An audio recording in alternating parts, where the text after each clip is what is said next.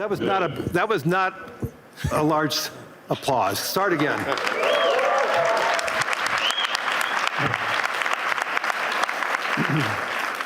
That's better. Thank you. Yeah, we're going to make this interesting. How many quotes are you going to want that are going to be after this session? I don't know. I mean, 5. Okay. So good afternoon, everyone. It's great to see everybody here. It's been an amazing week here in Davos. Hopefully everybody saw that we are having conversations here. Hopefully everybody agrees. There are some conversations that we may disagree. There's many conversations that we may have agreed, but through those conversations, and I think today's result with a peace agreement earlier today, the World Economic Forum is here to have those conversations, to have understandings, and also resolution. So it's an important component of who we and what we are, and I'm thrilled to have Elon Musk here. He came all the way from California to be here to see all of you. So thank you, Elon. You're most welcome. I mean, I heard about the formation of the Peace Summit, and I was like, is that PIEC? You know, a little piece of Greenland, a little piece of Venezuela. We got one. All we want is peace. Okay, I'm going to, as I said, I'm a pretty proud CEO of BlackRock since we went public. The compounding return of BlackRock to our shareholders was 21%. Since Elon took Tesla public, his compounded return is 43%. This is just another advertisement for everybody, especially for Europeans. This is why more citizens should be investing with growth, investing with their countries. Imagine if a lot of pension funds invested with Elon when Tesla went public, and how much return would all the pension funds that invested side by side with Elon and the growth. So a spectacular return. There's very few companies. Well, I don't think there's any other company as large as Tesla today that has that compounded return. So congratulations. Oh, thank you. It's a good measurement. Well, we have an incredible team at Tesla, and that's the reason. So I want to get into the dirt, the meaningful component about technology, the possibilities. I want to talk about AI and robotics, energy, space, and the progress ultimately coming down to engineering discipline, scale, execution. And few people, if not anyone, has the experience and the fortitude to confront these issues head on. Not just the ideas, but the execution across so many different technologies, Elon, and that's why I thought it was important for us to have this dialogue here in Davos. So you're presently building on AI, on robotics, on space, on energy, all at the same time. When you look across those efforts, what do they have in common from an engineering standpoint? Well, they're all very difficult technology challenges, but the overall goal of my companies is to maximize the future of civilization, like basically maximize the probability that civilization has a great future, and to expand consciousness beyond Earth. So if you take SpaceX, for example, that SpaceX is about advancing rocket technology to the point where we can extend life and consciousness beyond Earth, to the moon, to Mars, eventually to other star systems. And I think we should always view consciousness, life as we know it, as precarious and delicate, because to the best of our knowledge, we don't know of life anywhere else.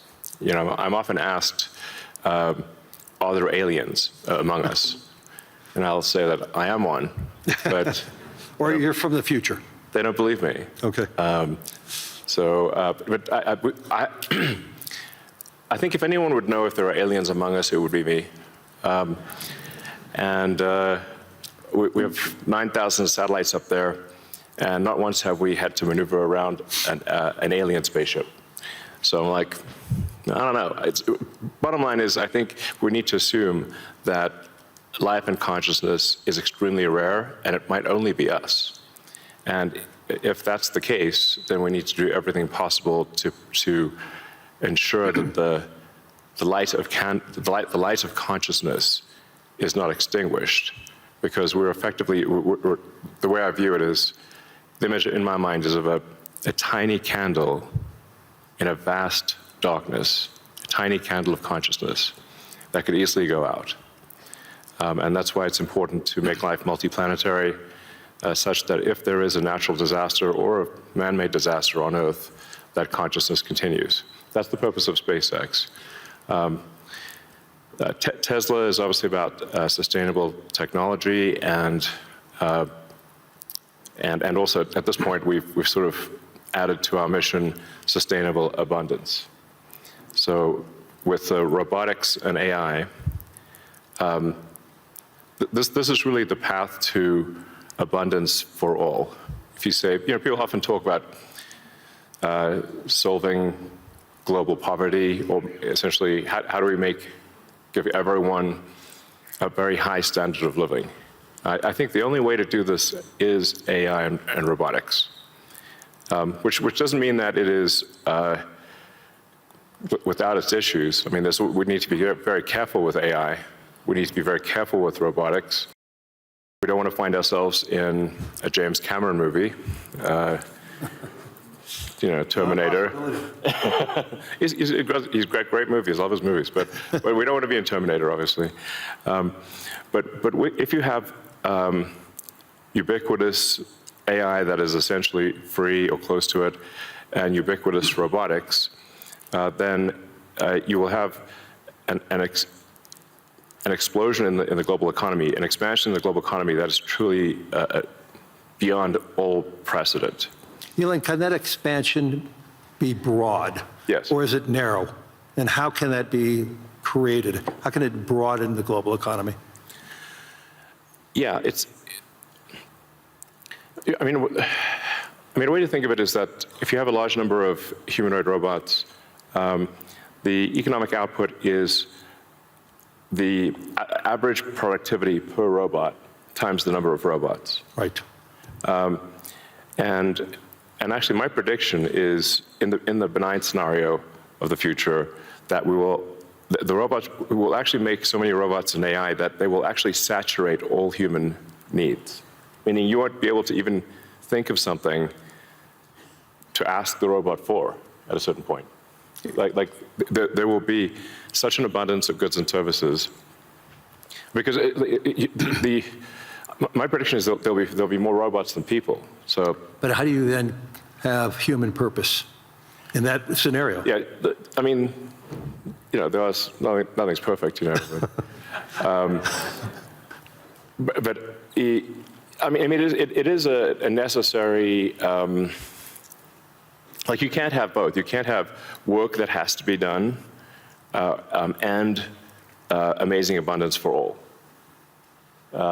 Because if it's work that has to be done, then you and only some people can do it, then you can't have abundance. Then for it's all. narrow. Yeah, it's narrow. Yeah. Exactly.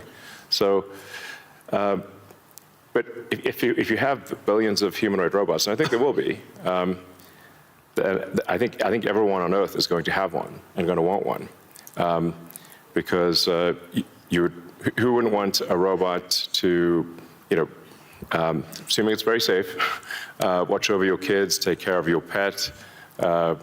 If you have elderly parents, a lot of friends of mine have said they have elderly parents. It's very difficult to take care of them. Expensive. Yeah, it's expensive, and there just aren't enough people to take care of there aren't enough young people to take care of the old people. Right. So if you had a robot that could take care of and protect an elderly parent, I think that would be great. That would be an amazing thing to have. I think we will have those things. So, I mean, overall, I'm very optimistic about the future. I think we're headed for a future of amazing abundance, which is very cool, and definitely we are in the most interesting time in history. I don't think there's a more interesting time in history. But can you and I reverse aging in this new history, or are we going to see it? I haven't put much time into the aging stuff. I do think it is a very solvable problem. Like you can. I think when we figure out what causes aging, I think we'll find it's incredibly obvious. It's not a subtle thing. The reason I say it's not a subtle thing is because all the cells in your body, with some pretty much age at the same rate. Good. I've never seen someone with an old left arm and a young right arm ever in my life. So why is that? That means that there must be a clock, a synchronizing clock, Right. that is synchronizing across 35 trillion cells in your body.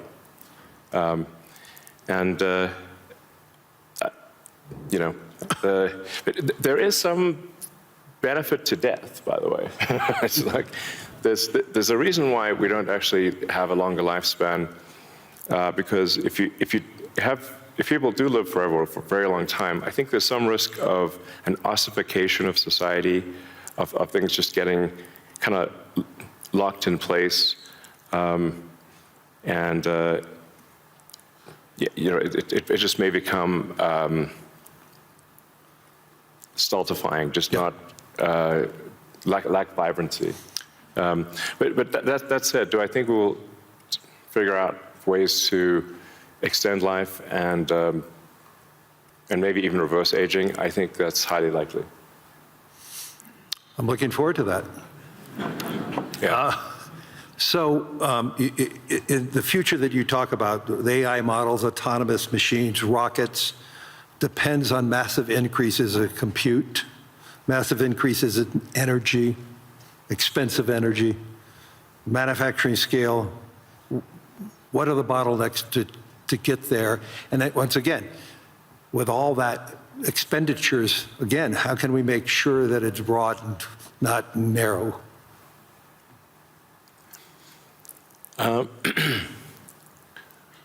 I just think the natural thing is it's going to be very broad, because AI companies will seek as many customers as they possibly can, and the cost of AI is already very low, and it's plummeting every year. I mean, the cost of AI is almost meaningfully changing on a month-to-month basis. There's open models now everywhere. Yeah. Yes, there's open models. And the open models only lag, they're maybe a year behind, right, the sort of closed models.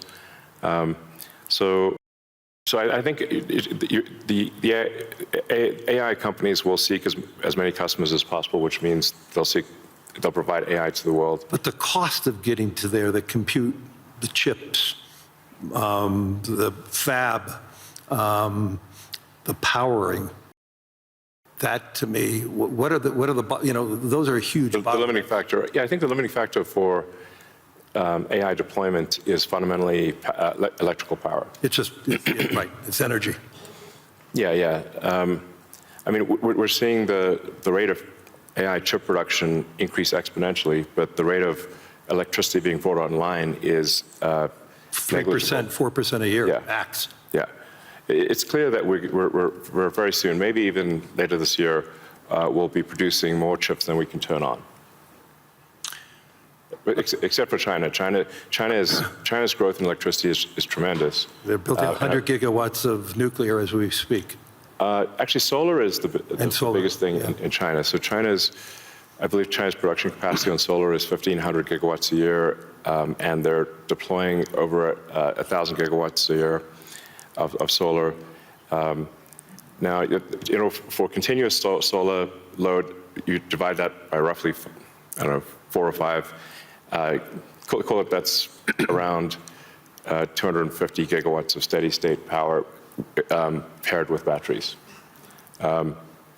And that's a very big number. That's half of the average power usage in the US. Right. So US power usage on average is 500 gigawatts. Right. China, just in solar, just in solar that can provide steady state power, and batteries can do half of the U.S. electricity output per year just with solar. Solar is by far the biggest source of energy. And actually, when you look beyond, or even on Earth, but certainly beyond Earth, the sun rounds up to 100% of all energy. This is an important thing to consider. So the sun is 99.8% of the mass of the solar system. Jupiter is about 0.1%, and everything else is miscellaneous. Now, even if you were to burn Jupiter in a thermonuclear reactor, the amount of energy produced by the sun would still round up to 100%, because Jupiter is only 0.1%. If you teleported 3 more Jupiters into our solar system, and burnt 3 more Jupiters, and everything else in the solar system, the sun's energy would still round up to 100%. So it's really all about the sun. And that's why one of the things we'll be doing with SpaceX within a few years is launching solar-powered AI satellites. Right. Because the space is really the source of immense power, and then you don't need to take up any room on Earth. There's so much room in space, and you can scale to enormous. I mean, you can scale to, I think, ultimately hundreds of terawatts a year. You and I have had these conversations before, but why don't you tell the audience, what would it take for the United States, and what type of geography would it take to have that solar field to electrify the United States? And then let me ask a question, why aren't we doing it? Yeah, so, I mean, I guess a rough way to think about it is 100 miles by 100 miles, or call it 160 kilometers by 160 kilometers of solar is enough to power the entire United States. So the 100 mile by 100 mile area is, I mean, you could take basically a small corner of Utah, Nevada, New Mexico. Obviously, you wouldn't want it all in one place, but it is a very small percentage of the area of the U.S. to generate all of the electricity that the U.S. uses. And the same is true, actually, I mean, for Europe. You could take a small part, you could take relatively unpopulated areas of, say, Spain and Sicily, and generate all of the electricity power that Europe needs. So why don't you think that there's a movement towards that here and in the United States? Well, there is. As it is in China. Well, unfortunately, in the U.S., the tariff barriers for solar are extremely high, and that makes the economics of deploying solar so artificially high, because China makes almost all the solar, What would it take for Europe or the U.S. to build it commercially, if it's that scale? Yeah, I think. Well, I can tell you what we're going to do. You know, SpaceX and Tesla is we're building up large-scale solar. Right. So the SpaceX and Tesla teams both separately are working to build to 100 gigawatts a year of solar power in the U.S. of manufactured solar power, and that'll probably take us, I don't know, about 3 years or something. But these are pretty big numbers, and you know, I'd encourage others to do the same. We obviously don't control the U.S. Tariff policy, but for other countries, I would recommend that China makes solar cells that are incredibly low cost, and I think it would be worth doing large-scale solar. So I know you're going to be having a couple of big announcements on robotics and what it can do. I mean, when I went to the factory, you showed me those robots. Yeah. How quickly, you talked about the billions of robots, but how quickly can they be deployed in a manufacturing setting? How quickly can they be utilized and be functional and create that abundance that you talked about? Well, humanoid robotics will advance very quickly. I think we do have some of the Tesla Optimus robots doing simple tasks in the factory. We expect probably later this year. By the end of this year, I think they'll be doing more complex tasks, but still deployed in an industrial environment. And probably sometime next year, I'd say that by the end of next year, I think would be selling humanoid robots to the public. That's when we are confident that it's very high reliability, very high safety, and the range of functionality is also very high. You can basically ask it to do anything you'd like. You're already seeing that in Tesla cars. The software changes that you're doing, and what is it? Yeah. Every quarter now, a software change that upgrades the ability of the robot within the car. Yes, the Tesla full self-driving software, we update it sometimes once a week. Recently, some of the insurance companies have said that it is actually so safe, when Tesla full self-driving is so safe that they're offering customers half-price insurance if they use Tesla full self-driving in their car. And that can be monitored by the insurance company? Is that part of the agreement then? Yeah. I think self-driving cars is essentially a solved problem at this point. Right. And Tesla's rolled out a sort of robo-taxi service in a few cities, and Right. will be very, very widespread by the end of this year within the U.S. And then we hope to get supervised full self-driving approval in Europe, hopefully next month. Really that quickly? Yeah, and then maybe a similar timing for China, hopefully. I want to move to space because historically space is very capital intensive. It historically been done by governments. Obviously, SpaceX changed the whole model. But we've seen it slow to scale, and now I'm starting to see it ramping up in what you're doing and other things. Talk to us about the automation and AI, how it's changing the economics in building and preparing for us in operating in space. Sure. Well, the key breakthrough the major breakthrough that SpaceX is hoping to achieve this year is full reusability. So no one has ever achieved full reusability of a rocket, which is very important for the cost of access to space. We've achieved partial reusability with Falcon 9 by landing the boost stage. We've now landed the boost stage over 500 times. But we have to throw away the upper stage. The upper stage sort of burns up on reentry for Falcon 9. So, and the cost of that is equivalent to a small to medium-sized jet. So, but with Starship, which is a giant rocket, it's the largest flying machine ever made. That's a rocket that you're using for the idea of going to Mars, right? Yeah, Mars and the Moon, as well as for high-volume satellite stuff. So, Starship. Hopefully this year we should prove full reusability for Starship, which will be a profound invention because the cost of access to space will drop by a factor of 100 when you achieve full reusability. Right. It's the same sort of economic difference that you would expect between, say, a reusable aircraft and a non-reusable aircraft. Like if you have to throw your aircraft away after every flight, that would be a very expensive flight. But if you only have to refuel, then it's the cost of the fuel.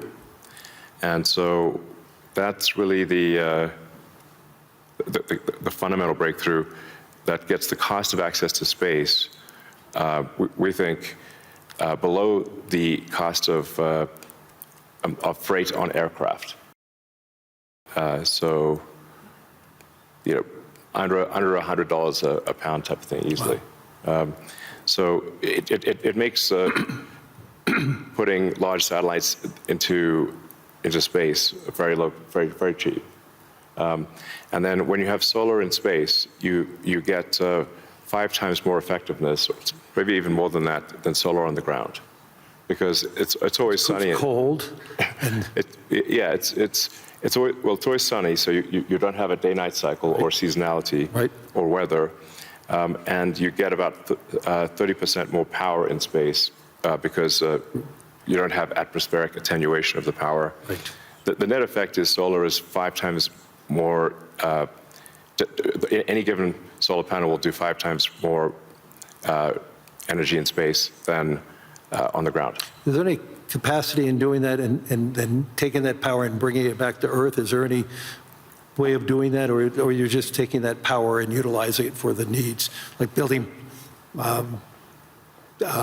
AI data centers in space? I think the case, it's a no-brainer for building solar-powered AI data centers in space, because as you mentioned, it's also very cold in space. If you're in the shadow, then it's very cold in space, just 3 degrees Kelvin. So you just have solar panels facing the sun, and then a radiator that's pointed away from the sun, so it has no sun incidence, and then it's just cooling. It's a very efficient cooling system. So net effect is that the lowest cost place to put AI will be space, and that'll be true within 2 years. Maybe 3 at the latest. Wow. So looking 10 or 20 years out, how would you describe success with AI or space technology, and where do you see it? Are you more certain what's going to happen in the next 3 years, or 5 or 10? I don't know what's going to happen in 10 years, but the rate at which AI is progressing, I think we might have AI that is smarter than any human by the end of this year, and I would say no later than next year. Wow. And then probably by 2030 or 2031, call it 5 years from now, AI will be smarter than all of humanity collectively. We only have a number of minutes left, but I want to humanize you for a second. So there's no speculation that you're a joke about peace. Right. I would frame this question by, you are the most successful entrepreneur, industrialist in the 21st century, maybe beyond. I want to really get this. What inspired you? Who inspired you? What was the foundation of your curiosity? And importantly, was there an aha moment, an epiphany at any time in your life and career? Well, as a kid, I read a lot of science fiction, sci-fi, fantasy books. Yeah, we talked about that. And comic books, and I always liked technology. I didn't expect to be where I am today. This seems incredibly implausible. But I was inspired by reading about books about the future, about science fiction, and I guess I want to make science fiction not fiction forever. At some point, turn science fiction to science fact, we want to have like Starfleet and Star Trek, really, for real, like where we actually have giant spaceships traveling through space, going to other planets, traveling to other star systems. I'm just interested if I could be beamed up to go back to New York. I'd like to just be beamed back to New York instead of flying. Yeah. Talking about Star Trek. No, I guess my essential, what I would call the philosophy of curiosity. I'd like to understand the meaning of life. Is the standard model of physics correct regarding the beginning of life, beginning of existence, and the end of the universe? What questions do we not know to ask that we should ask? And AI will help us with these things. So I'm just trying to understand, how do we get here? What's going on? What's real? Are there aliens? Maybe there are.